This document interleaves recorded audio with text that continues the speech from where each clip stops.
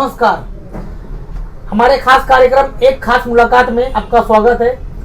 हमारे साथ में है विनय तिवारी जी, सलाम वसई संस्था के अध्यक्ष। तिवारी जी, हमारे खास कार्यक्रम में आपका स्वागत है। नमस्कार। आपकी जो क्षेत्र है, आपके क्षेत्र में खड्डों की क्या दशा है? अभी आप देख लीजिए, हमारे नए कमिश्नर साहब आ गए हैं। आप एक कमिश्नर साहब क्या करते हैं, कमिश्नर साहब किस तरीके से काम करते हैं, इससे आप भी वाकिफ हो। प्रशासक बैठा है इस टाइम पे, कोई नगर सेवक नहीं, बॉडी डिसॉल्व है। और आज की तारीख में महानगर पालिका का चुनाव है। बहुत सारे बड़े बड़े मंत्री यहाँ पिकनिक मनाने आ रहे हैं, लालच के लड्डू लेकर के आ रहे हैं, अलग अलग तरीके से ऑफर दिया जा रहा है। आप भी वाकिफ होंगे। चुनाव महानगर पालिका का ख़त्म हो जाएगा। मैं माननीय जो मंत्री लोग, जो विधायक लोग, जो मुंबई के नगर सेवक लोग जो तैयारी कर रहे हैं आने की, बाकी 5 साल आप कहाँ रहते हो? बाकी 5 साल में आपकी जो सरकारें यहाँ पर, आप कभी वसई विरार के बारे में सोचते हो? सिर्फ चुनाव के वक्त ही आप खाड़ी पार करके यहाँ आते हो। यहाँ का 2-4 अच्छे आइटम है, वो खाना वो खाते हो, अच्छे एसी गाड़ी में घूमते हो, सब जगह घूमते हो और अपने वरिष्ठों को बताते हो कि मी वसई विरार महानगरपालिकेत गेलेलो निवडणुकीसाठी। अभी एक पोट निवडणूक था, बाईपोल था, जिसमें यूपी से योगी जी पिकनिक मनाने आए थे, उद्धव साहब भी आए थे, बीजेपी के बड़े बड़े मंत्री आए थे, यूपी के सारे मंत्री आए थे। कहाँ गए वो लोग?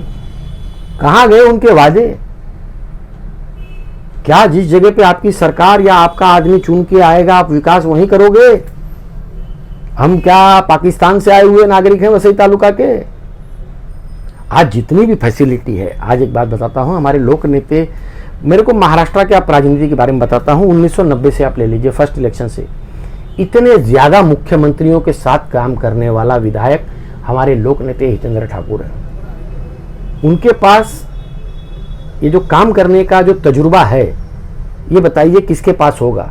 जिन्होंने बड़े से बड़े, भाई शरद पवार से लेकर के, नारायण राणे से लेके, आपका ये अशोक चौहान से लेके, पृथ्वीराज चौहान से लेकर के, आप फिर बाद में ये लीजिए कि अपना मनोहर जोशी थे, फिर बाद में सुधाकर राव नाइक थे, मेरी बात नहीं समझिए, और देवेंद्र फडणवीस थे, आज उद्धव ठाकरे हैं। कितने मुख्यमंत्रियों के साथ में इन्होंने काम किया है, इनको कितना बड़ा तजुर्बा है। हमारे बहुजन विकास आघाड़ी ने कभी भी, जितने एक्सपीरियंस हमारे आमदार हैं, 35 साल का उनको एक्सपीरियंस है, 30-35 साल का उनको एक्सपीरियंस है, कार्यकारिणी में बेदाग हैं। आज तक उनके ऊपर एक दाग नहीं लग पाया है।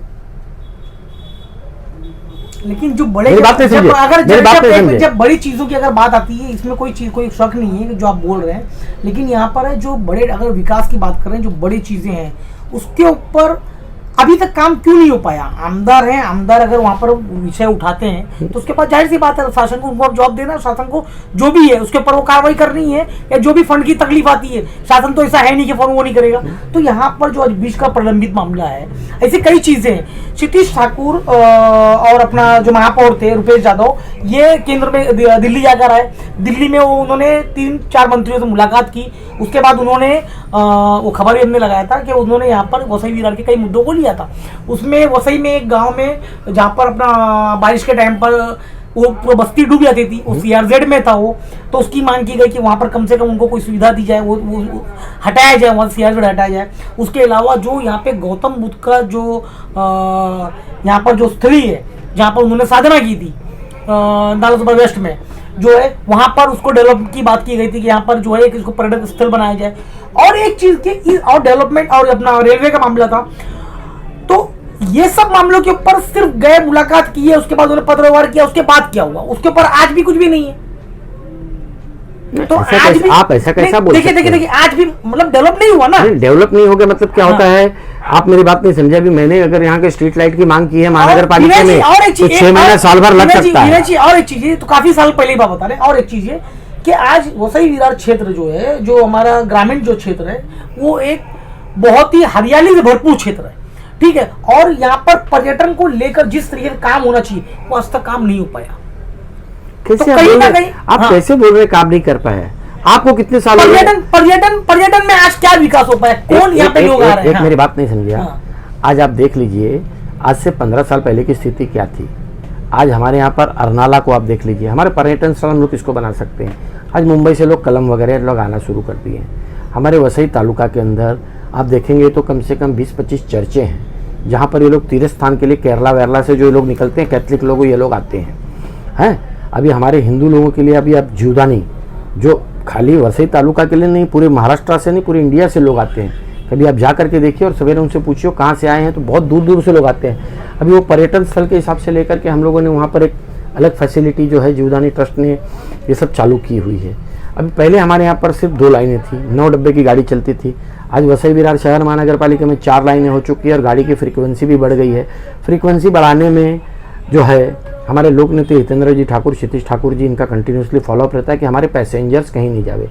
आज मुंबई जो है ना सुखी क्यों है, आपको बता देता हूँ। मुंबई सुखी इसके लिए है कि 25 लाख की हमारी वसई तालुका की एक अंदाजित आबादी है।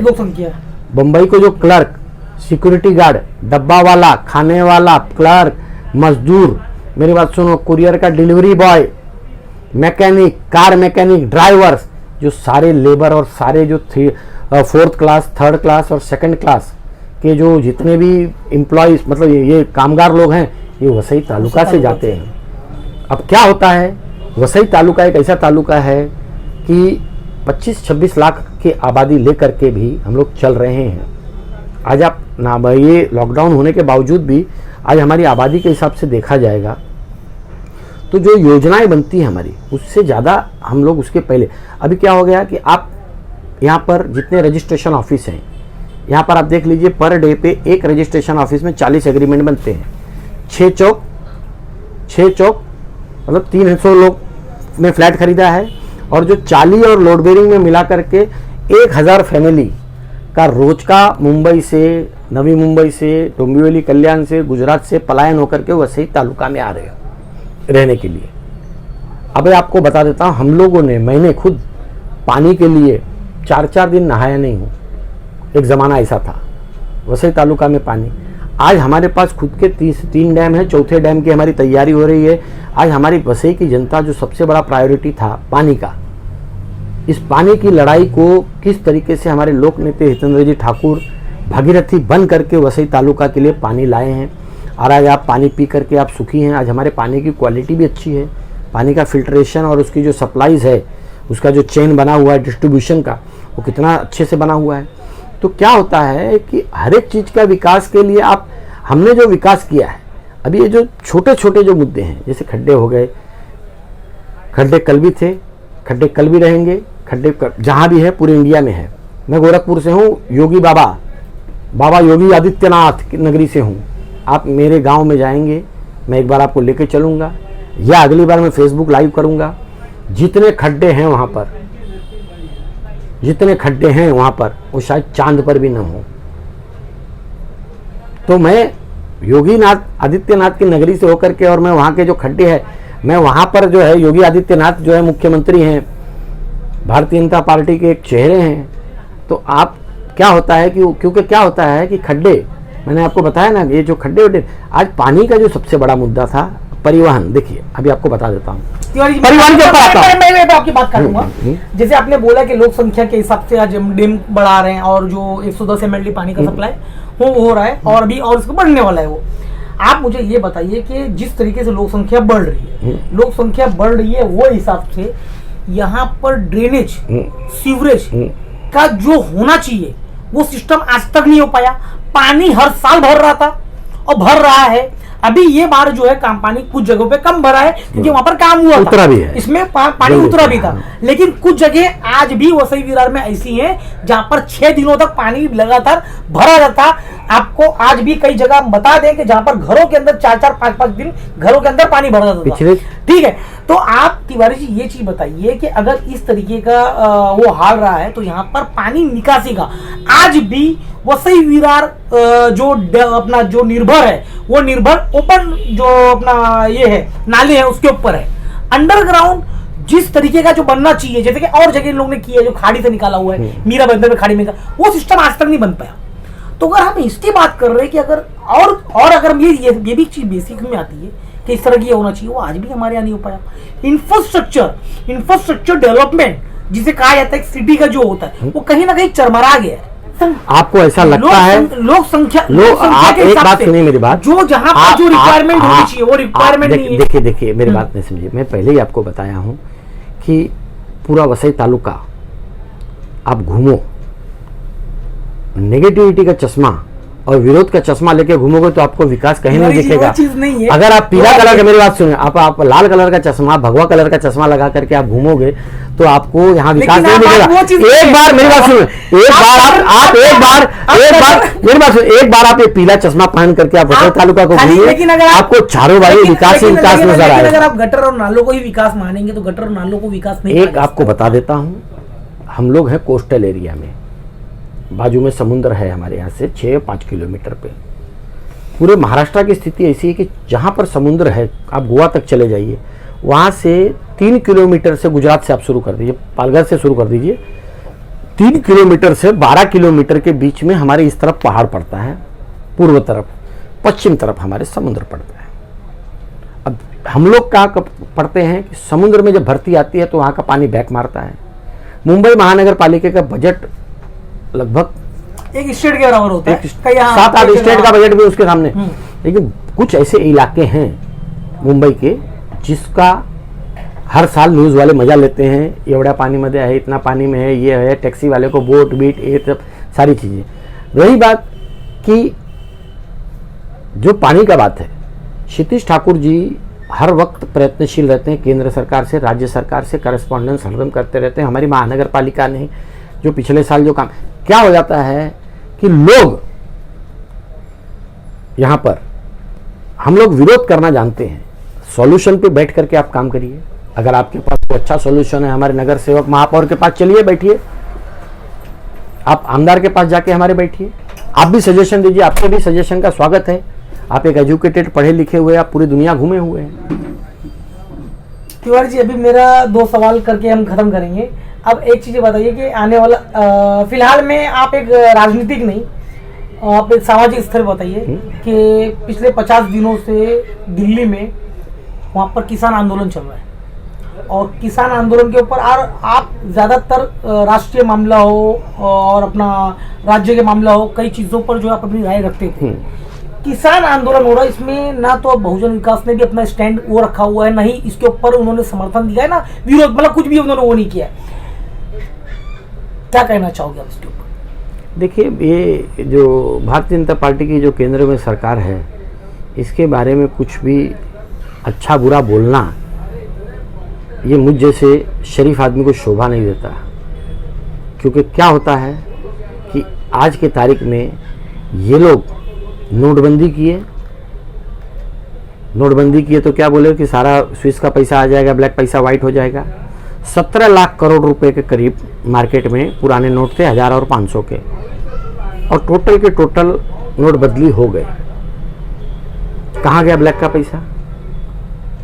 किसान का आप बिल लाने से पहले आपको किसान को, विरोधी पक्ष नेता को, सबको आपको एक बैठ करके एक परिचर्चा होनी चाहिए थी कि ऐसा ऐसा कानून ला रहे हैं, ऐसा ऐसा ये होगा, ऐसा ऐसा ये जो कानून लाया है, इसमें बड़े बड़े जो उद्योगपति, देखिए आज अडानीज हो गए, अंबानीज हो गए, ये लोग बड़े बड़े मॉल खोल रहे हैं। आप देखेंगे आज आपकी बीवी और मेरी बीवी भी जाके डीमार्ट से खरीदती है, लोकल बनिया से नहीं खरीदती है। कल ये जो मॉल में सस्ते भी दे रहे हैं, सब चीज़ इनके पास है, तो कल उठ करके ये जब हम लोग मजबूर हो जाएंगे तो हम लोग इनके अधीन हो जाएंगे, इनके गुलाम हो जाएंगे। और रही बात है कि ये जो केंद्र में सरकार चल रही है, इस टाइम पे बनियों और व्यापारियों की सरकार चल रही है। हमारे तुम्हारे इनको मालूम है कि एक लॉलीपॉप दे दिया है, राम मंदिर बन गया है, अब आदमी को ऐसा लग रहा है जैसे उसके घर में 10 साल का राशन पानी आ गया है, खुश है। अरे भाई, राम मंदिर जो बन गया वो केंद्र सरकार की भी ये देन थी। आज जो वहाँ पर किसान हैं, किसी पंजाबियों को बोला जा रहा है, खालिस्तानी बोला जा रहा है, सोशल मीडिया पे क्या क्या बोला जा रहा है। किसान, देखिए, किसान इस देश की रीढ़ की हड्डी है। जय जवान जय किसान, मतलब हमारे देश की जो रीढ़ की हड्डी है। आज आप मेरे से आज आप मेरे सामने छाती ठोक करके एकदम कड़क प्रश्न इसके लिए पूछ रहे हो कि मेरे जवानों की वजह से मेरा देश सुरक्षित है, मेरा पेट मेरे किसानों की वजह से भरा हुआ है, तुम्हारा पेट भरा हुआ है। आज किसानों की वजह से। और आज बड़े देश के लिए बड़े दुर्भाग्य की बात है कि हमारे प्रधानमंत्री जी, कृषि मंत्री जी और उनके भक्त किसानों का दुख दर्द नहीं समझ रहे हैं। उनको एक ही चीज़ जो जानते हैं, 20 लाख करोड़ का पैकेज कोविड के टाइम पे डिक्लेयर किया गया था। आप मेरे से अच्छे पत्रकार, आप मेरे से अच्छे मित्र भी हैं और एक अच्छे पत्रकार भी हैं, खोजी पत्रकार हैं। जरा उस 20 लाख करोड़ का मुझे कुछ तो हिसाब बताइए, क्या हुआ, कहाँ गया? आत्मनिर्भर योजना जो केंद्र सरकार की है, उसमें यहाँ पर जो वेंडर हैं, जो हॉकर्स हैं, उनको 10,000 रुपये दिया जा रहा है। और सभी महानगर पालिकाओं में, वार्ड में जो है फॉर्म भरे गए और उसमें ये हुआ कि 2 दिन के अंदर या 1 हफ्ते के अंदर उन्हें फॉर्म भरने के बाद महानगर पालिका ने उसको वेरीफाई करके भेज दिया उनके डॉक्यूमेंट्स के साथ में, और उसके बाद बैंक से उनको दे दिया जाएगा। तिवारी जी, आपके पास भी कई लोग, आप सोशल एक्टिविटीज से हो, राजनीतिक भी हो, आपके पास भी कई लोग आए होंगे। आज वो वेंडर धक्के खा रहा है बैंकों की, बैंकें उन्हें धक्के खिला रही है 10,000 रुपये के लिए। और एक जो रोड पर जो धंधा कर रहा है उसे कहा जा रहा है कि तुम्हारा सिविल खराब है। जिस हॉकर ने कभी जिंदगी में लोन नहीं लिया उसे बताया जा रहा है कि तुम्हारा सिविल खराब है, और उससे जो 10,000 रुपया जो केंद्र सरकार की योजना का है, जो केंद्र सरकार ने चिल्ला कर कहा कि हमने ये पैसे जो है ये रिलीज किए आत्मनिर्भर के लिए, 10,000 में कौन सा आत्मनिर्भर, और वो 10,000 भी जो मिलना चाहिए वो उन्हें नहीं मिल पा रहा है। महानगर पालिका से फॉर्म चला जा रहा है और बैंकें जो है उन्हें दौड़ा रही हैं। ऐसे मामलों पर आप क्या कहना चाहोगे, या अगर आपके पास ये मामले आते हैं तो आपको इसको किस तरीके से उठाओगे? देखिए, आंध्रा बैंक में, यूनियन बैंक में मैं इसके लिए जाकर झगड़ा भी करके आ गया हूँ। मेरी गाली गलौज तक हो गई थी। मैंने बहुत ही सांस्कृतिक भाषा का भी इस्तेमाल कर दिया था। आप मानोगे नहीं कि बहुत लोगों के ऐसे फॉर्म्स में अटेस्टेशन और सब चीज़ों मेरे तरफ, मैंने भी उन लोगों की मदद की है। तो क्या हो गया है कि मोदी सरकार जो है ना, ये योजनाएं ऐसा लकड़े का लड्डू देती है जिसको आप चबा भी नहीं सकते हो। अगर आप फोड़ के खा लियो तो आपके पेट में अल्सर हो जाएगा। पक्की बात है, योजनाएं इसके सारे कागज पर हैं।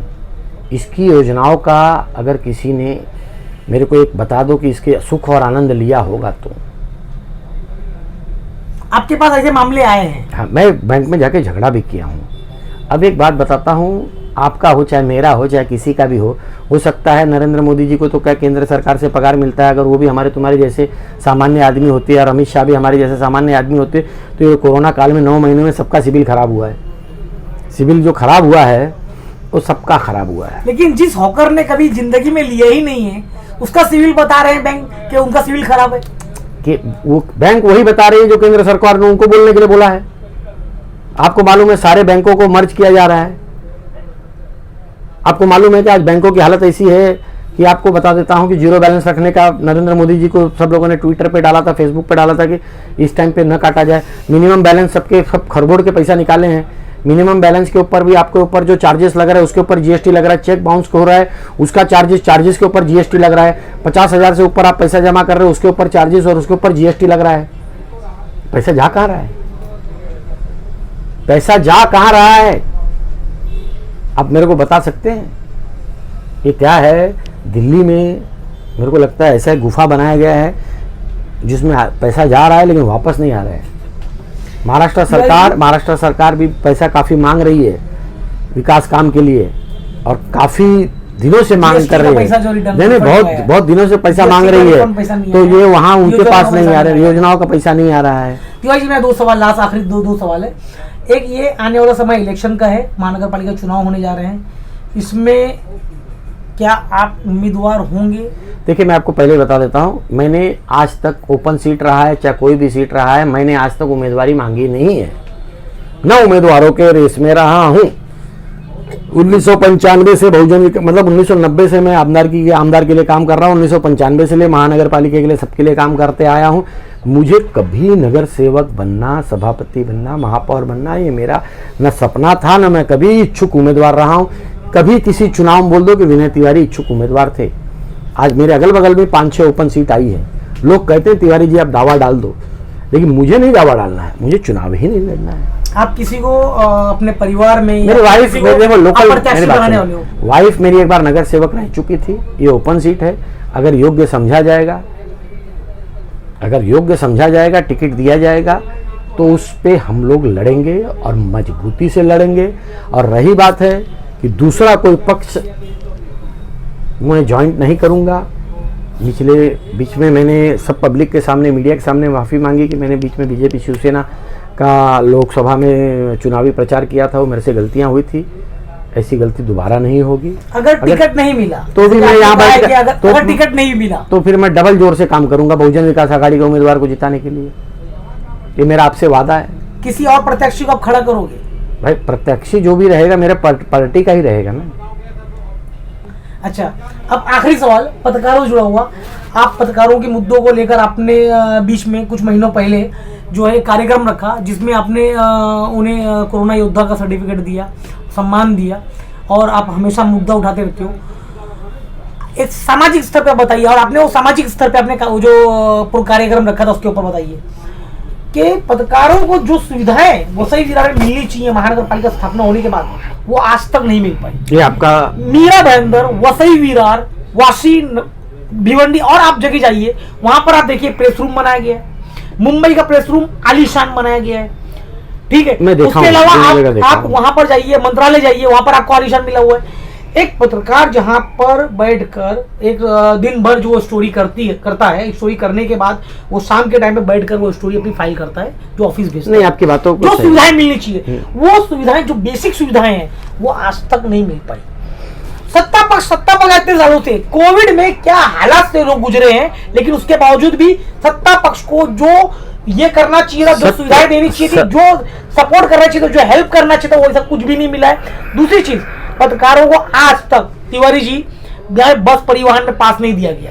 लगातार हम मांग उठाते रहे, बस परिवहन में पास नहीं मिला है। दूसरा, अपना क्या बोलते, आज तक उनको अपना जो महानगर पालिका हॉस्पिटल है, वहां पर जो स्पेशल, आप ये मत बोलिए कि फ्री है, सबके लिए फ्री है। आप कोई स्पेशल वहां पे डॉक्टर को बैठाइए। कि अगर आप बोल रहे हैं कि पत्रकार है और चौथा स्तंभ बोल रहे हो, तो क्या बोलने से हो गया?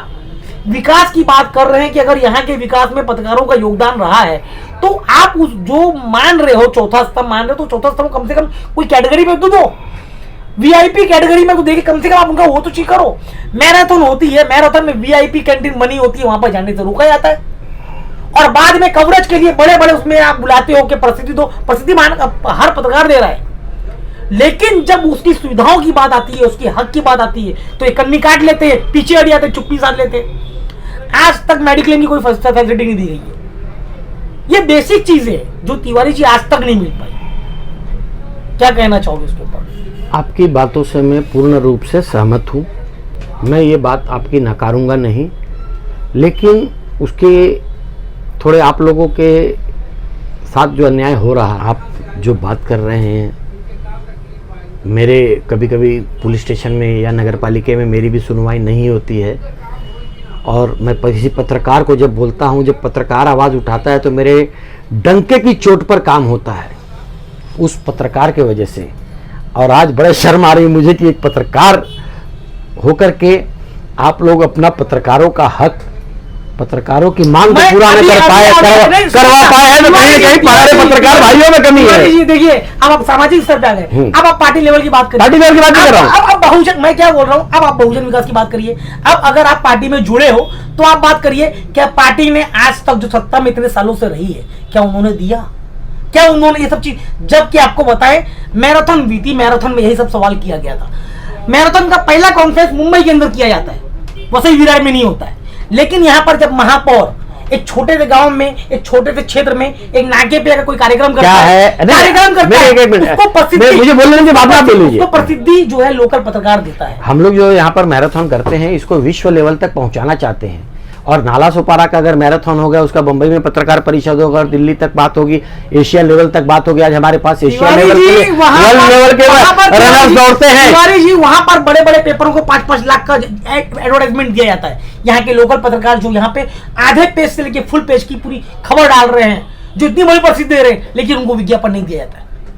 ये कहीं ना कहीं ये दोहरा रवैया नहीं है? वहां पर जो आप वो दे रहे हो और आप यहाँ पे नहीं दे रहे हो, अब यहाँ के जो लोकल लोगों को नहीं दे रहे हो। दूसरी चीज, राजनीति की आप बात कर रहे हैं। हर साल जो भी हमारे सामाजिक जो कार्यक्रम होते हैं, उसके अलावा जो हमें धार्मिक कार्यक्रम होते हैं, जो हमारा त्यौहार आता है, त्योहार में खबर सब लोग लगा रहे हैं, सब लोग प्रसिद्ध दे रहे हैं, लेकिन जब त्योहार में अगर एडवर्टाइजमेंट की बात आती है कि आप विज्ञापन दो, जाहिरात दो, तो जाहिरात कोई देता है, अरे नहीं इतने इतने पेपर है। प्रसिद्धि 50 पेपर में चाहिए, लेकिन वो 50 पेपर में तो अगर 25 पेपर में भी जो है अगर जाहिरात की बात आती है तो वो नहीं दिया जाता है। तो कहीं ना कहीं दोहरापन नहीं है, प्रसिद्धि चाहिए, लेकिन जब उसको अगर कहीं से कहीं अगर वो पत्रकार को और वो जो संस्थान है अगर उसको कहीं से कुछ अगर बात मिलती तो वो चीज नहीं दिया जाता है। बस 115 नगर सेवक की बात कर रहा हूं भाई। आपकी बात मैं मानता हूँ। कहीं ना कहीं इस इंटरव्यू में मुझे ऐसा महसूस हुआ कि आप मेरा इंटरव्यू न लेकर के आप अपने सारे जो दिल की बातें हैं वो मेरे ऊपर थोप दिए हैं। धन्यवाद बोलता हूँ, धन्यवाद। जय हिंद, जय महाराष्ट्र। आप बहुजन विकास क्या है, देखिए आप सक्रिय रूप से रहते हो, ठीक है, और आप हमेशा जो है पत्रकारों की बात करते हो, इसलिए जो है ये सवाल नहीं, आपकी बातें वाजिबी हैं और इसके ऊपर सवाल को कम से कम आपको आगे भी आप एक बात, मेरी बात मैं आपको आज वादा करता हूँ, आप जहां भी पत्रकार भाइयों के लिए, आपकी इस हक की लड़ाई के लिए जहां भी बोलोगे, मैं मेरी टीम यहां से लेकर के दिल्ली तक आपके साथ हूं। आप पत्रकार हैं, आप समाज के आईना हैं, आप मुझे मार्गदर्शन करिए मैं किस तरह से लड़ाई करने के लिए, मैं इसके लिए लड़ करके आपका हक दिलाने के लिए पूरी तरीके से कोशिश और प्रतिज्ञाबद्ध हूँ। आज एक लास्ट सवाल, सलाम वसई सेवा संस्था हर साल जो है एक मिनी मैराथन का आयोजन करती थी, जो इस बार नहीं हो पाया मैराथन कोरोना की वजह से। इसके ऊपर जो हर साल आपने एक अच्छा वो रखा हुआ है और इस बार नहीं हो पाया, तो अगले साल जैसे कोरोना काल खत्म होता है उसके बाद अगले साल आपकी किस तरह की तैयारी होगी? अगले साल इससे हमारी जोर शोर की तैयारी रहेगी और अगले साल मैराथन जो होगा, जैसे हमारा होता है, हमारे जो छोटे लेवल पे मैराथन होता है वैसे तालुका लेवल पे मैराथन होता है। आप जैसे पत्रकार लोग और बहुत सारे जो हमारे जो एरिया के समाज सेवक है और जनता है, उसके अंदर उसके बच्चे दौड़ते हैं, सबको सर्टिफिकेट मेडल्स मिलते हैं, एक उनका मनोबल बढ़ता है, एक स्पोर्ट्स की तरफ से एक जन जागृति होती है, हेल्थ के लिए जन जागृति होती है, स्वच्छता के लिए पेड़ उगाओ, ऐसा सारे सब चीज़ के लिए जागृति होती है। ये जो कॉन्सेप्ट था ये हमारे प्रथम महापौर राजू जी पाटिल जी इनका कॉन्सेप्ट था और ये चलते आया है। इस साल मैं लोगों से विशेष अतिथि को, किसी विशेष एथलीट को क्या बुलाया जाएगा आपके कार्यक्रम में? नहीं, 2 साल से हम लोगों ने बुलाया था, एक एशिया लेवल के हम लोगों ने कोच को 2 साल पहले बुलाया था और पिछले साल हमारे पास से एक इंटरनेशनल रनर है ट्रेजा डिसोजा जो है, उसने ऑस्ट्रेलिया में, जर्मनी में, कजाकिस्तान में और सब जगह पे वो मेडल जीत के आई है और वो पिछले साल हमारे 2 साल से हमारे इसमें दौड़ रही है और अगले साल हम लोग सोच रहे हैं कि उसको अच्छे तरीके से सम्मानित किया जाए। ये थे हमारे साथ में सलाम वसई सेवा संस्था के अध्यक्ष विनय तिवारी जी, और जो बहुजन विकास में भी है, उन्होंने बेबाकी से हमारे सवालों का, हर सवाल का जवाब दिया, अपनी बातें रखी। फिर हम मिलेंगे एक नई शख्सियत के साथ, तब तक नमस्कार। हमारे चैनल सेफ न्यूज़ लाइव पे अपने व्यापार एवं सेवा से संबंधित विज्ञापन हेतु मोबाइल नंबर 7385952786 अथवा 7738267786 पर संपर्क करें।